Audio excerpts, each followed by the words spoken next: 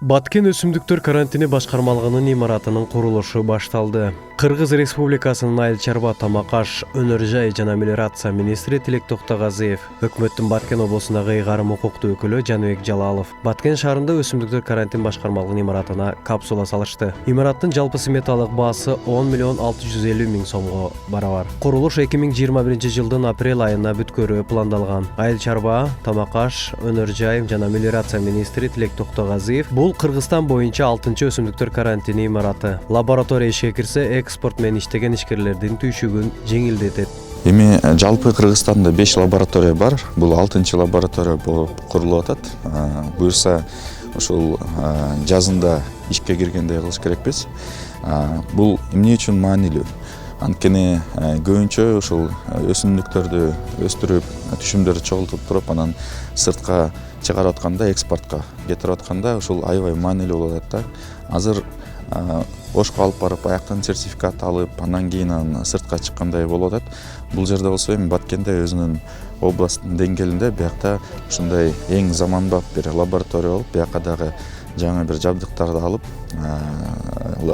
ушул Баткен элине жеңилирээк болот да, дыйкандарына ошол сыртка экспортко чыгуу боюнча шарттар түзүлөт. Имаратта лабораториялык кааналар, окуу кааналары, иш бөлмөлөрү жана башка тийиштүү болгон бардык шарттар каралган. Кыргызстандын Евразия экономикалык биримдигине мүчө болуусу менен санитардык, ветеринардык жана фитосанитардык чараларды жөнгө салууга өзгөчө маани бериле баштаганы маалым. Бул аракеттер өсүмдүктөрдүн карантиндик иш-чараларын коргоого шарт түзүүдө. Ишкананын курулушу аймактагы кооптуу, зыяндуу продукциялардын таркалышын алдын алууда коопсуз жана натыйжалуу ыкмаларын колдонуу менен иш алып барууга өбөлгө болот деп билдирди өсүмдүктөр карантининин департаментинин жетекчиси Илич Марсбек уулу.